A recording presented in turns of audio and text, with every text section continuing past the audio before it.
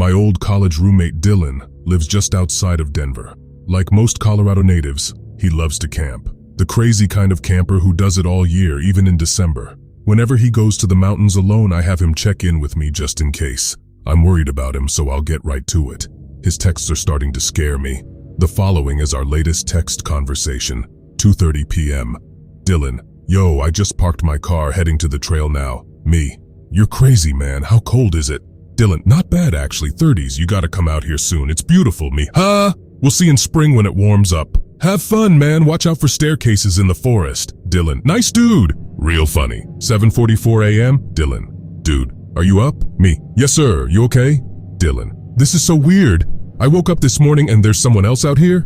Me, on the mountain? Looks like you're not the only winter camper, lol. Dylan, no, not a camper. I can see them on the horizon, but they haven't moved. Like at all. Me, what? Dylan, IDK, it definitely looks like a person, but they haven't moved. They're probably 300 yards away, but standing completely still. Me, that's super creepy, dude. Keep me updated. 9:19 a.m.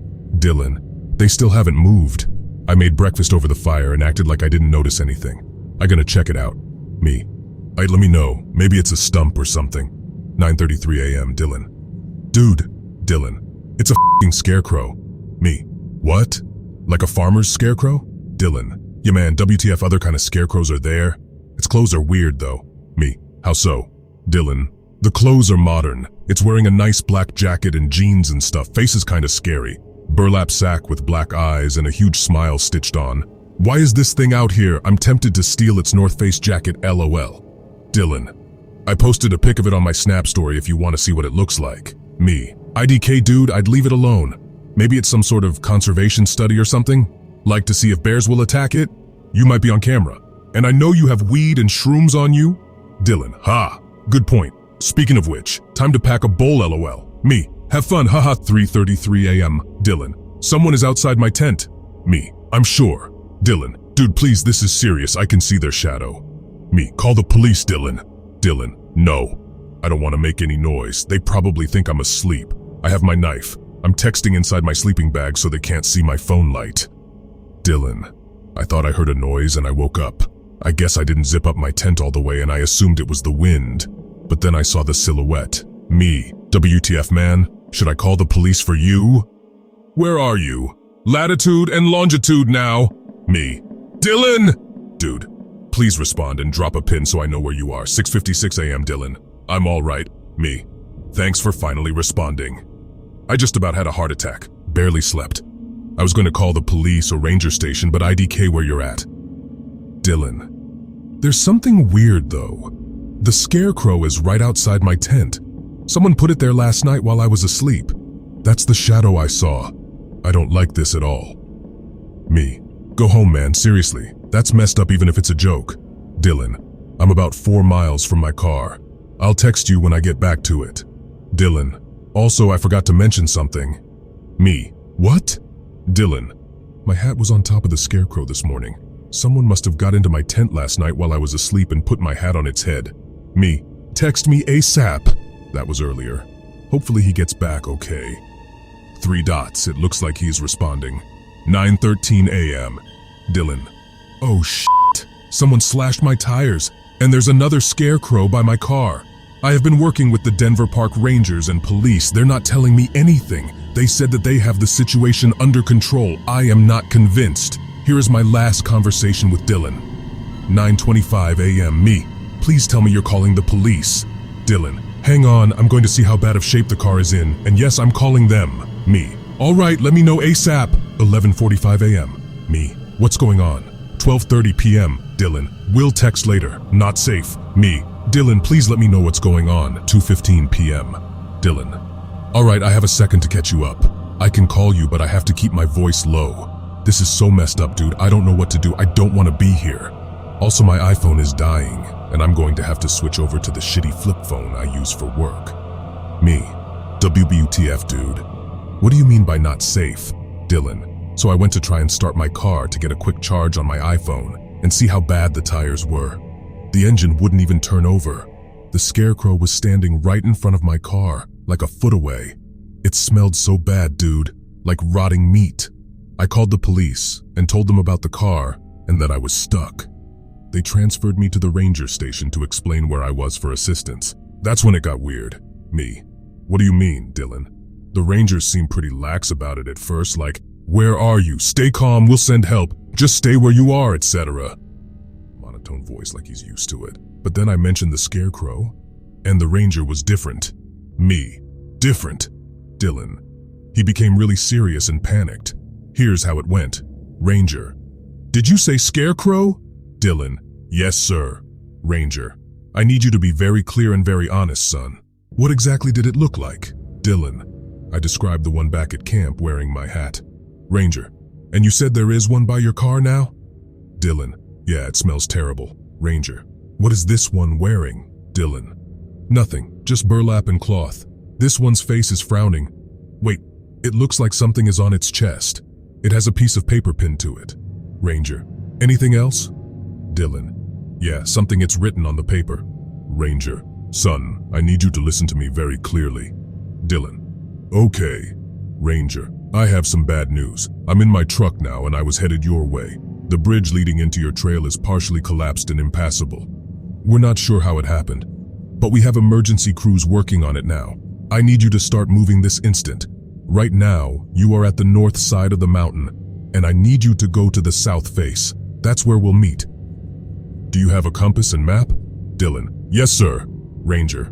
Good. All right, here is the exact point to meet. He explained where to go. Ranger. That's the exact point where I will meet you. Do not stay where you are. Get away from your car. Most importantly, do not hang around any of those scarecrows. Do you understand me? If you see any more, I want you to run as fast as you can away from it. Clear? Dylan. I will. Trust me. Ranger. I need you to keep moving. Dylan. What's going on? Am I in danger? What does the scarecrow have to do with anything? Ranger. Listen, just keep moving while the sun is up and make as little noise as possible. Are you wearing bright clothing? Dylan. No, I'm not. I have a dark brown coat and gray pants. Ranger. Good. Try and stay out of plain sight as much as possible. Move quickly and call me if you see or hear anything unnatural. Dylan. Unnatural? Ranger. You'll know, but only make phone calls if absolutely necessary. When night falls, stay warm and hidden. No fires. If you hear anything in the night, do not run. Stay as still and quiet as possible. Dylan. Wait. Will you tell me what I should be looking for? Ranger. Get moving south now. Dylan. Wait, Click. Dylan. Then he just hung up. Me. Where are you now, Dylan? Moving south. There's creepy stuff going on. Me. What do you mean? Dylan. I walked by the spot where my campsite was last night. The scarecrow, the one that was wearing my hat, it wasn't there. Me. Just gone? Dylan. Yes, nothing at all. Me. Dude, I'm so sorry you're going through this. My eyes are watering just reading your texts. Dylan. I hate this, man. I just want to be home. Me. You gotta do what the ranger said and we'll get you out of there. Do you have data on your work phone? Dylan. No, just talk and text. Me. Great. Plenty of battery? Dylan. Yes, thank God. 3:03 p.m. Dylan. I'm exhausted and scared as hell. Still making my way to the other trail on the south side to meet the ranger. Me. Keep moving. 3:44 p.m. Dylan. I see the scarecrow. The one from my camp. It's up in a tree. Way up in a tree. Dude, how did it get so high up there? Me. WTF. Send me a pic. Dylan. I can't get a good shot. It's so high up and this camera sucks. It's just hanging there. It looks like it's staring at me. I'm so freaked out and tired. Something is dripping off of it. Me. Get away from it, Dylan. 4:17 p.m. Dylan. The sun's about to set. I'm going to find a place to sleep. Me. Dylan, you never told me what was on that note. The one that was pinned to the scarecrow. By the car. 4:32 p.m. Dylan. Oh shit, you're right. Dylan, it said, are you scared yet? Me. Who the do you think is doing this? Me. Dylan, 7:01 p.m. Me. Dylan, are you okay? Me. Text me back when you can. I don't want to waste your battery. 2:02 a.m. Dylan. It's getting closer. Me. What is? 2:04 a.m. Dylan. It's right next to me. Oh God, I need help. What's this thing? OMG, OMG. Is this thing even human? It can't be. It's stopped. I'm behind a tree. IDK, if ITT know where I am. Oh that smell, it's so bad. I'm going to make a run for it. It's too close. 2:05. Me. Oh please tell me you're okay. What is it? Me. Dylan, 2:19 a.m. Me. Dylan, I'm going to call the police. Oh dude, what happened? 2:49 a.m. Me. I called the police. They are looking for you at the south face, where the ranger said he would meet you. Please, please, please tell me you made it. 2:57 a.m. Me. Dylan? 3:33. Dylan. Hello. Me. Dylan, are you okay? What happened? 3:41. Dylan. Hello. Me. Dylan. Dylan. Hello, hello, hello. Me. 4:13 a.m. Dylan. R. Dylan. You. Dylan. Scared. Dylan. Yet. 4:14. Me. WTF? Me. Where the f are you? Are you okay? Me. Dylan? That's the last I've heard from him. I am working with the authorities now, and they are trying to track Dylan's phones. Update. I just heard back from the police. All they found was another scarecrow. It was sitting in the driver's seat of Dylan's car. It was wearing a dark brown coat and gray pants. The scarecrow was filled with meat. They're not sure what kind. The police are having me fly out to Denver now. As soon as I landed in Denver, I powered up my cell. I had a series of texts from Dylan's phone. I'm not sure what time they were sent. 7:45 a.m. Dylan. Come find me. Who the f is this? Where is Dylan? Me. I'm with the police. We will find you.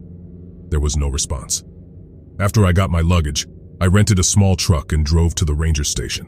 The police officer I spoke with told me they were letting the ranger handle the investigation for now. As soon as I arrived, I was escorted to a back room. I assumed it was the same ranger that had talked to Dylan.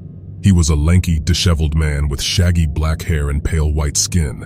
He reeked of smoke and looked like he hadn't slept in years. I sat down across from him. He placed his hat on the table, lit a cigarette, and spoke.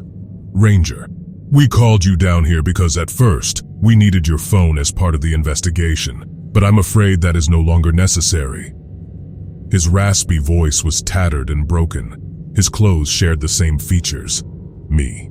What happened? Ranger, I'm sorry, but I cannot discuss any details at the moment. You need to leave this to the professionals. We will do everything we can to find your friend. Me. That's bullshit.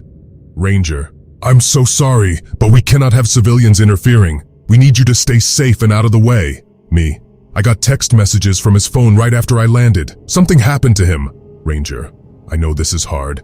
We are searching all possibilities, but we do not believe there was any foul play. Teenagers in the area have been known to play pranks on lone campers. You are more than welcome to help us with reports. I know how hard it is to lose a friend. Me. Oh, and these teenagers slash tires and steal phones to send violent threats too? F***ing do something. You even told Dylan that he was in danger. Ranger, I promise we are working night and day. I think the best thing to do is stay off the trails and be there for his family, and I couldn't even let him finish his sentence. I was too upset. I stormed out, and he didn't attempt to stop me. I know that was all bullshit. What was he trying to keep from me? I had text evidence that Dylan was being followed by someone or something. I'm going to figure this out. I went to the only place I was familiar with in the area, Dylan's apartment. I still remembered his door code from the last time I had visited. The apartment was eerily quiet. I was overcome with feelings of fear and sadness. As soon as I saw a picture of Dylan in the kitchen, I couldn't help it. I had to cry. After a few moments, I collected myself, opened the fridge, and pulled out a beer. I needed to sit and think. As I got up to throw the empty beer away, I saw something in Dylan's kitchen, his Colorado map. I had forgotten all about it. Dylan used this large topographical map to keep track of all the places he trekked. The map was riddled with black thumbtacks and a few white ones. Dylan's method was simple. Black thumbtacks for the areas he had already explored, and white for his upcoming adventures. I wrote the coordinates of the white markers. I searched through Dylan's apartment and collected the remaining camping gear. I grabbed a wooden baseball bat from his closet as well. I knew where to go. I loaded the truck, tossing the supplies in the truck bed, and headed to the mountain. It was a long drive. Eventually, I passed the old bridge on the way. I didn't notice any sign of recent construction. 10 minutes later, I pulled up next to Dylan's car. It was eerie to see the yellow police tape wrapped tightly around the body of his white sedan. It made the situation all too real. As soon as I parked the pickup, I dropped a pin on my phone. After what seemed like an eternity of hiking, I reached the point on the map where Dylan had marked, and I got to work setting up camp. I was running out of daylight. I constructed my tent and placed a sleeping bag inside. As soon as night fell, I lit a large fire and quietly snuck away from camp. I took cover in the trees about 100 yards away. I posted up beneath a large tree, cracked open an energy drink, and kept my eyes glued on the tent. 11:13 p.m. Nothing. I thought I heard a few footsteps rustling in the leaves, but I chalked it up to the wildlife. 12:02 a.m. It was quieter. Still nothing. 1:10 a.m. Oh shit! I yelled as I jumped. I almost had a heart attack. 3 deer walked by me. I had started to nod off and they woke me up. 2:23 a.m. I was exhausted, cold, and trying to stay awake. I drank my last bit of caffeine. 3:11 a.m. I saw something, walking towards the tent. It was a man. With a flashlight, he started looking in and around my tent. What the f***? 3:13 a.m. He noticed no one was in the tent and started shining the flashlight around the woods. He didn't see me. 3:19 a.m. He started leaving and headed south. I followed. I took off my boots so I could walk quietly. I threw on a couple more pairs of wool socks and kept my distance. 4:01 a.m. I continued to follow, taking countless turns in the dark. He seemed to be wandering, shining the flashlight in front of him as he walked. 4:17 a.m. He finally stopped near a pile of leaves. He tripped on something and started brushing away the leaves. Then I saw his face. It was the park ranger. Here were doors under the pile. Huge metal cellar doors. A chain was fastened around the handles, and the doors led straight into the ground. He stopped to smoke a cigarette, pulled a notepad from his coat pocket and scribbled something down. After he finished writing, he started looking through a flip phone. There was no way. I sent a text. 4:19 a.m. Me. Where is Dylan? 4:20 a.m. This piece of shit had Dylan's phone. It chimed right after I sent the text. He read it and whispered to himself, I told you to leave it to the professionals, and put the phone back in his pocket. I wanted to kill him. I was blinded by rage. He started undoing the chains and making a lot of noise. I couldn't let him disappear from my sight. I was running out of time. 4:28 a.m. I did it. I hit that piece of shit in the skull with the bat. Right before he opened the doors, I swung as hard as I could. He fell to the ground and didn't move. The chain rested next to his bleeding temple. He never heard me coming. I'll never forget the sound when the bat connected. That dull thud and crack of solid wood smashing into bone. Sweat and blood misted in the air as he fell. I opened the cellar doors, and I wished I hadn't. It was the smell, a putrid stench of rotting of flesh, that hit me first. As soon as I saw the first limb sticking out of the massive mound of corpses, I had to look away. My head was spinning and my stomach turned over. I ran. I was mortified by what I had just seen. 6:48 a.m. I got back to Dylan's apartment. I was still sweating and breathing heavily as I bought a plane ticket for the next flight home. I decided the best plan was to call to the police when I landed. I just wanted to go home. My heart was pounding. 8:58 a.m. Red and blue lights flashed outside as a police car pulled up to Dylan's door. I had to try and keep my cool. I spoke with the officer. I felt like I was going to vomit. As we were talking about Dylan's disappearance, the officer's radio receiver sounded. I listened in horror.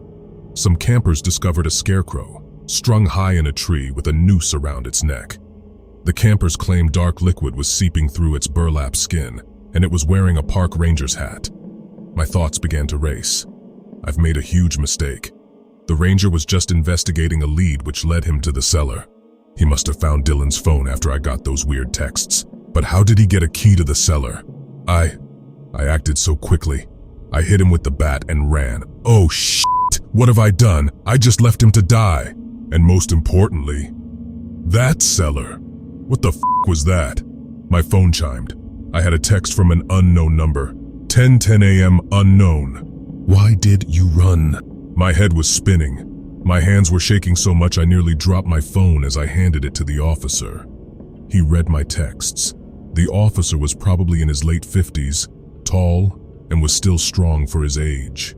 His deep voice demanded respect. The officer excused himself and went to his unmarked car to make a call. I couldn't help but notice a limp as he walked.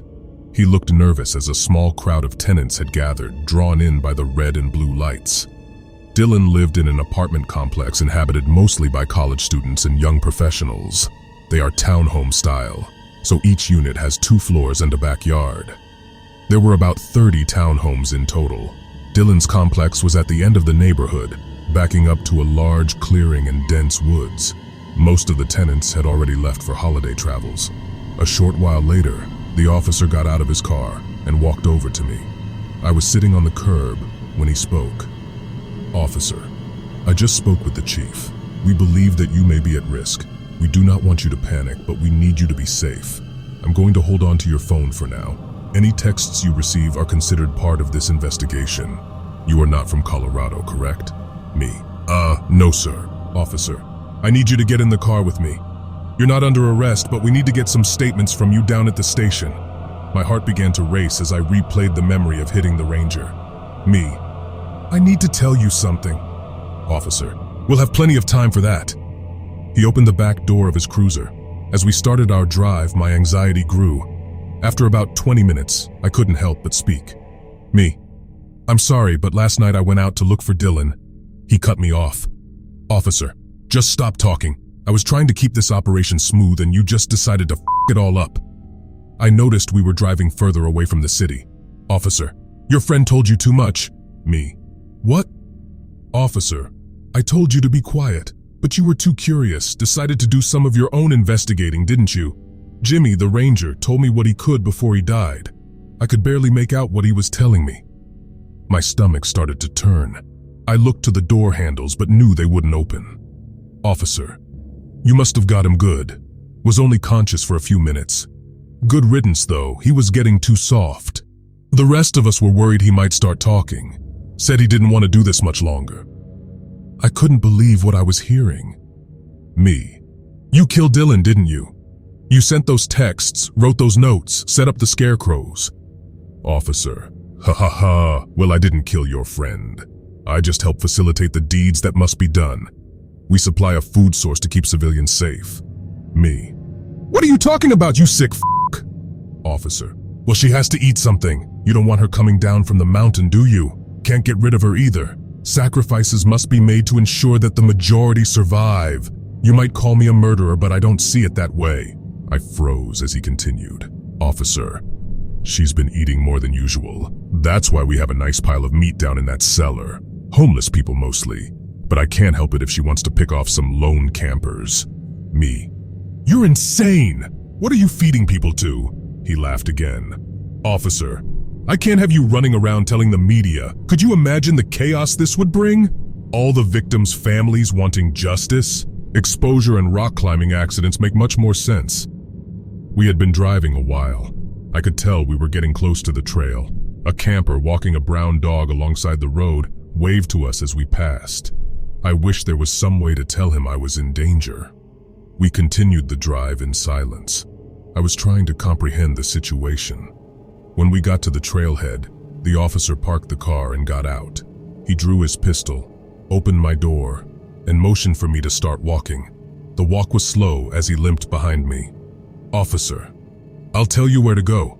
If you try anything, I'll put a bullet in your skull and throw you in that cellar with the others." It was a long and silent walk up the trail. The cold air stung my face as we trekked along. Even in my panicked state, I knew we were in the same area as the cellar. Me. "What are you taking me to?" Officer. "Her." Me. "What's her?" Officer. "Not sure." Me. "If you're going to kill me, at least tell me what we're going to." Officer. "I can't tell you because I don't know what she is. Clawed her way here from hell is my guess." My heart was pounding and my legs grew weaker. I didn't ask any more questions. The sun was starting to set. The only sounds were the crunching of leaves and snaps of twigs beneath our feet. We took countless turns, and the trail had turned to dense woods and uneven ground. I was exhausted. "Officer, getting close. I'm glad I didn't have to drag your corpse all the way up here, ha ha ha." I had already lost all track of time. What seemed like hours of hiking finally ended. We finally stopped. In front of me was a small pond, perfectly round. Something was wrong though. The water was black and a thick layer of fog clouded the surface. It should have been frozen in this cold. Peeking just above the haze, I could see the heads of 100 scarecrows lining the pond's perimeter. All were facing me, as though they had been waiting. The officer began to speak again as he started building a fire. "Officer, the routine started to wear on us. It was always the same. Get the bodies, throw them in the cellar, write a bogus police report, contact the families. It got stale, and she got tired of the easy meals. So, we got a little more creative. Get the camper scared. Get them moving in this direction. Let it hunt. It likes the trophies." He nonchalantly pointed to the scarecrows. "When I saw your buddy's phone, I took it upon myself to get you down here. I thought it would be more of a challenge, but you basically turned yourself in." I felt myself becoming more nauseous as I recalled the events that led me here. Night fell and the black pond began to stir. "Me, won't she kill you too?" "Officer, likes them one at a time, whatever she can get to first." I didn't want to know just how many cops and rangers were a part of this. I considered making a break for it, but I knew I would be gunned down. The officer kept his distance with his gun pointed at me. He motioned to me to move closer to the pond.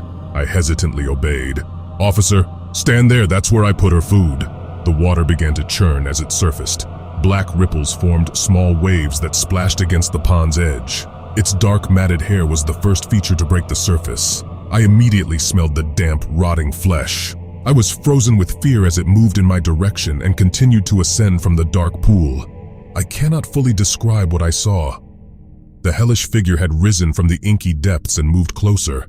It had a tall, thin form with long hair descending from its head to the middle of its body. It kept this shape, momentarily. Whatever it is, does not belong on this earth. As the creature moved closer, it would rapidly lose its form in a flash of gray and black static, only to return to the previous shape. I was able to make out a skeletal frame in between the rapid flashes. It moved closer. I heard something behind me, the shuffling of leaves and a man's voice yelling in the distance. I turned around in a panic, only to see a large brown dog dragging a broken leash behind it. The canine walked cautiously as it eyed the officer and I with curious skepticism. A beam of light flashed before us, and a man carrying the other end of the leash appeared. The same man I'd seen earlier on the road. "Camper. Sorry guys, I've been chasing my dog forever. He broke off and started following your scent. He saw it. Camper. What? I took advantage of the moment. My survival instincts kicked in. The officer was distracted for only a few seconds, and I started running fast as I could, only to be outpaced by the frightened dog.